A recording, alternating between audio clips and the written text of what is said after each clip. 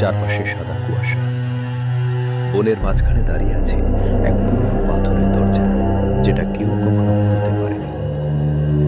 গ্রামের ছোট মেয়ে মীরা একদিন সাহস করে দরজার সামনে দাঁড়ায়। হঠাৎ কুয়াশার ভেতর থেকে ভেসে আসে ফিস ফিস শব্দ। যে সত্যি বিশ্বাস করে তার জন্য পথ খুলবে। মীরা চোখ বন্ধ করে মনে মনে ইচ্ছে করে সে জানতে চায় এই রহস্যের ভেতরে কি আছে। তখন ধীরে ধীরে দরজাটা নিজে থেকেই খুলে যায়। ভেতরে শুধু নরম আলো আর এক অদ্ভুত শান্তি। কে কে কথা বলছে?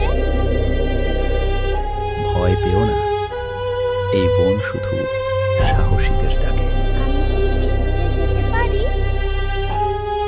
তুমি ইতিমধ্যেই ভেতরে, কারণ তুমি বিশ্বাস করেছ। মীরা বুঝতে পারে এটা কোনো সাধারণ দরজা নয়, এটা মনের ভয়ের দরজা। আর যেদিন থেকে সে বিশ্বাস করতে শিখল, সেদিন থেকেই কুয়াশার বন তার বন্ধু হয়ে গেল। সত্যিকারের সাহস হল নিজের ভয়কে বিশ্বাস দিয়ে জয় করা।